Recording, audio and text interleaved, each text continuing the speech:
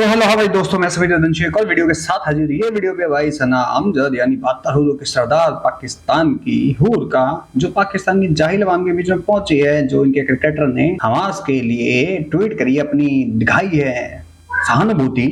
तो उस पर देखते हैं, जब इंडिया ने इनको धोया अच्छे तरीके से, जो नेशनलिस्ट थे उन्होंने अच्छे तरह से उसको पेला है, तो देखते हैं इस पे क्या कहते हैं जाहिल के बच्चे। चलते हैं पाकिस्तान और देखते हैं इनकी जहालतें और फिर पेलते हैं अपने तरीके से। तो शुरू करते हैं वीडियो बिना किसी देरी के। वीडियो शुरू करने से पहले वीडियो को लाइक करें, चैनल को सब्सक्राइब जरूर कर लें, बेल आइकन दबाना ना भूलें ऐसे और वीडियो देखने के लिए, उनको पेलने के लिए। साथ के साथ फेसबुक और इंस्टाग्राम पे भी फॉलो कर लें, लिंक आपको डिस्क्रिप्शन में मिल जाएगा। तो शुरू करते हैं वीडियो बिना किसी देरी के और पेलते हैं इनको धनाधन धन। क्या नाम है सर आपका? मेरा नाम मोहम्मद यूसुफ। क्या करते हैं आप? मैं पंजाबी यूनिवर्सिटी में टीचर हूँ। क्या पढ़ा रहे हैं?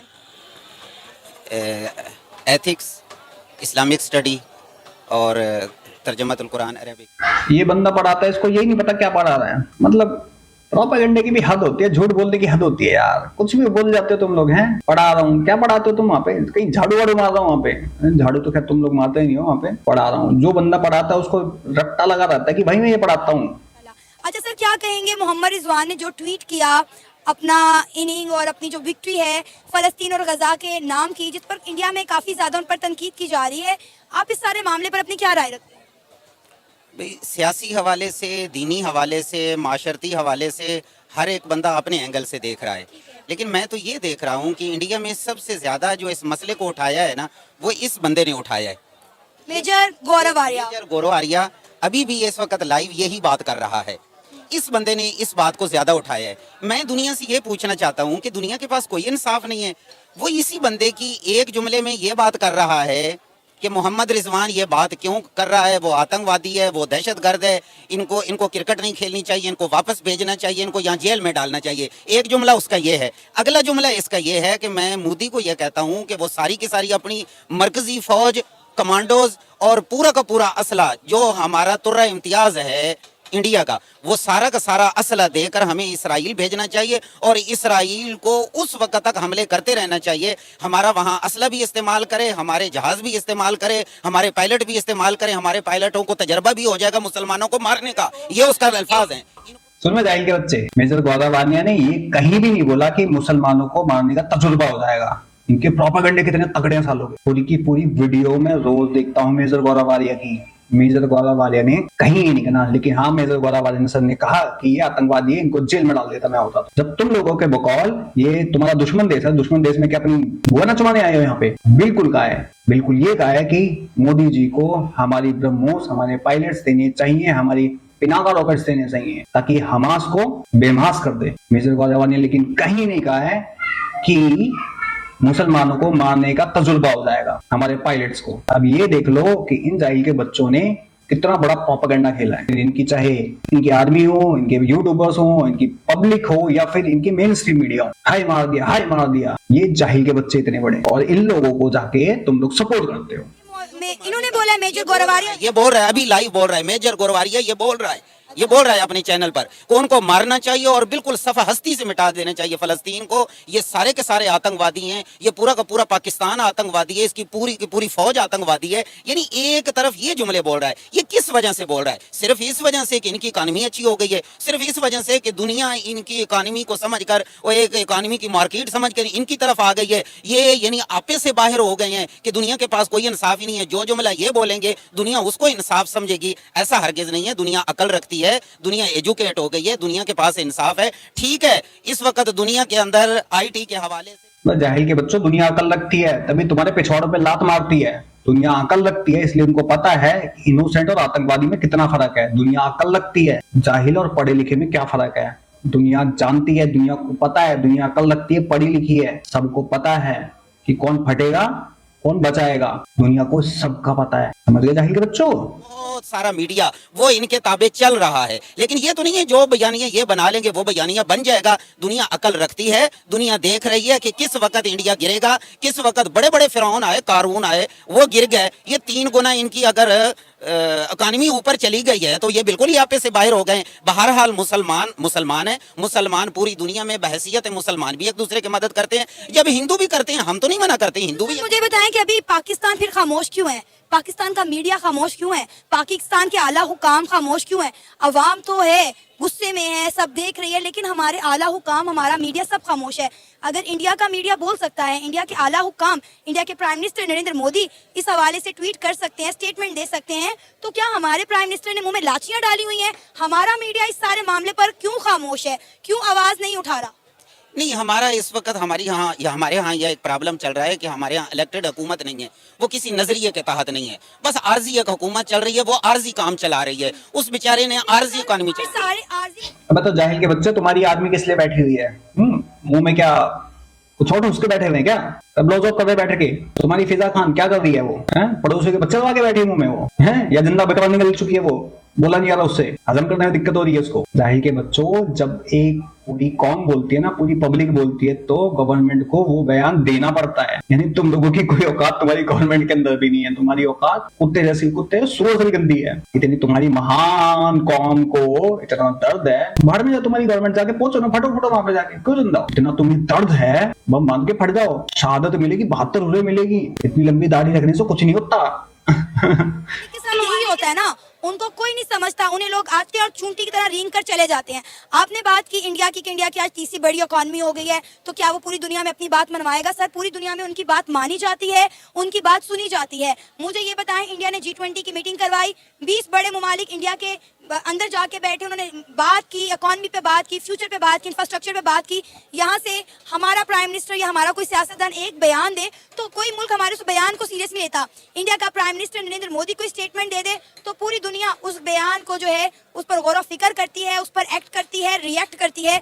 लेकिन हमारे प्राइम मिनिस्टर कोई बात करें तो किसी के कान पर जूं भी नहीं रेंगती। तो सर, ये सारा मसला इकॉनमी का ही है, मौशियत की जंग ही है। अगर आपका मुल्क स्टेबल होगा तो दूसरे मुल्क आपकी बात सुनेंगे, आपके मुल्क को, आपकी बात को वैल्यू दी जाएगी। हमें इस चीज को एक्सेप्ट करना पड़ेगा कि ये सारी जंग ही मौशियत की है। ये जितनी आपने तकरीर की है ये बिल्कुल ठीक है, मईशत की जंग है, इकॉनमी की जंग है, लेकिन जिसने कलमा पढ़ लिया है ना, जिसने एग्रीमेंट कर लिया है अल्लाह के साथ, ला इलाहा इल्लल्लाह मुहम्मदुर रसूलुल्लाह, हम जो अवाम खड़े हैं, हमारी अवाम की बहरहाल इस एग्रीमेंट की वजह से हमारी आपस की मोहब्बतें हैं, हमारे दरमियान कोई सरहदें नहीं है। पूरी दुनिया के 250 ममालिक, 58 इस्लामी ममालिक, या इंडिया के अंदर रहने वाले 30 करोड़ मुसलमान, या पाकिस्तान के अंदर रहने वाले 25 करोड़ मुसलमान, ये कलमे में, ईमान में और तौहीद, रिसालत, आखरत में, अकायद में एक ही हैं। इसमें कोई नहीं हटा सकता, न मेजर गोरवारिया हटा सकता है, न मोदी हटा सकता है, न दुनिया की ताकतें हटा सकती हैं। वो तो हमारा एग्रीमेंट इकट्ठा है, कलमे वाला, ईमान वाला। सर, आज तमाम इस्लामी ममालिक क्यों खामोश हैं? इस बात से मैं इसकी एग्री करता हूँ 100%। बांग्लादेश, पाकिस्तान और इंडिया की सेम है, चंद लोगों को छोड़ के, क्योंकि सबकी मेंटालिटी एक है। और ये जो पाकिस्तान के यूट्यूबर्स जितने हैं ना, ये उनको अपना मैसेज देते हैं, अपना मैसेज छोड़ रहे हैं, क्योंकि जिस दिन फटेंगे ये सारे इकट्ठे फटेंगे, देख रहे हैं। कुछ को छोड़ के जो लोग कहते हैं ना कि हम इंडिया में पैदा हुए हैं, हमें अपनी साबित करने की जरूरत नहीं है, हमें साबित नहीं करना पड़ेगा। जो हरकतें हुई हैं हैदराबाद के स्टेडियम में, हैदराबाद के स्टेडियम के बाहर, और जो बैठ के टीवी चैनल्स पे, संसद भवन में, उनको अपनी वफादारी अपने देश के प्रति साबित करनी पड़ेगी। फिर चाहे वो असदुद्दीन ओवैसी हो, चाहे फिर वो अखिलेश यादव हो, फिर चाहे वो राहुल गांधी हो, क्योंकि ये उनके साथ खड़े जो टेररिस्ट ग्रुप हैं, उनको अपनी वफादारी साबित करनी पड़ेगी। कहीं ना कहीं जो इनबैलेंस चीजें हो रही हैं, जो लोग अभी इनको सपोर्ट करते हैं, इनकी आइडियोलॉजी को सपोर्ट कर रहे हैं, वो कहीं ना कहीं लिंक्ड हैं पाकिस्तान से भी, क्योंकि यहाँ से तो फंडिंग होती है। जो इनके चैनल्स को सपोर्ट करते हैं, जो इनको सपोर्ट करते हैं, वो टाइम दो नहीं, जब ये भी किसी दिन नू बन जाएगा, नू मेवात बन जाएगा, वो टाइम दो नहीं वेस्ट बंगाल होगा यहाँ पे, वो टाइम दो नहीं जब केरला जैसा खून खराबा होगा, वो टाइम दो नहीं जब ये कश्मीर बन जाएगा। और मारने वाले कोई पाकिस्तानी नहीं आएगा, मारने वाले यहीं के रहेंगे, क्योंकि इस बात की इससे मैं 100% सहमत हूँ। फलस्तीन के दरमियान जो जंग चल रही है, मुझे बताएं, दो मुमालिक ईरान, इराक के अलावा कौन सा मुल्क आज बात कर रहा है, उनके साथ खड़ा है? मुझे बताएं, ओआईसी क्या कर रही है इन सब में? ये जितने इस्लामी ममालिक है ना, वहाँ के जितने भी हुक्मरान हैं, वो ईमान को, इस्लाम को, अवाम को नहीं प्रेजेंट कर रहे। वो अपनी अपनी मफादात की जंग लड़ रहे हैं और अपनी अपनी हुकूमत की लड़ रहे हैं। उन्होंने इस्लाम और दीन की बात नहीं करनी, चाहे वो पाकिस्तान हो और चाहे 58 इस्लामी मुल्क हो, इन्होंने दीन इस्लाम की बात। सर, यही तो मसला है ना, हिंदू तत्वा में और हम में यही तो फर्क है।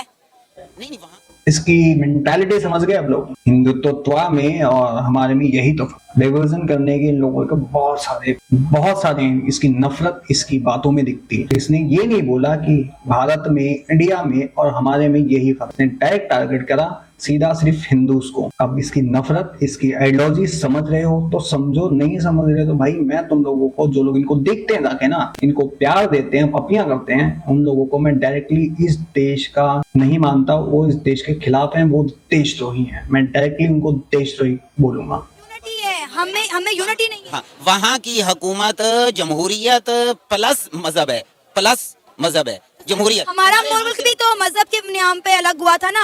ला इलाहा इल्लल्लाह मुहम्मद रसूलुल्लाह। पाकिस्तान का मतलब क्या? हम भी तो कलमे की बुनियाद पर बने थे ना, दो कौमी नजरिए की बुनियाद पर बने थे। हमारे तो मुल्क का नाम है इस्लामी जमहूरिया पाकिस्तान। इस्लाम भी आ गया, जमहूरियत भी आ गई, पाकिस्तान भी आ गया। कोई एक चीज बता दे जो पाकिस्तान में आज भी कायम और दायम हो। वो हमने कलमा जो है ना, जिस वजह से पाकिस्तान अलग है। अगर बेटा, अगर हम सियासत और हिंदू को साथ में लेकर चलते ना तो ये हिंदू राष्ट्र होता। और माना नहीं गया, सेकुलर राष्ट्र माना गया है, लेकिन ये है हिंदू राष्ट्र। रीजन बता देता हूँ मैं कैसे है। क्योंकि अगर हिंदू राष्ट्र है तो कोई माइनॉरिटी नहीं होनी चाहिए, फिर तो माइनॉरिटी होनी चाहिए अगर हिंदू राष्ट्र है तो। अगर सेकुलर है तो कोई माइनॉरिटी नहीं होनी चाहिए, किसी को स्पेशल ट्रीटमेंट नहीं मिलना चाहिए, स्पेशल राइट्स नहीं मिलने चाहिए किसी। Everyone are same. क्यों मिल रहे हैं फिर?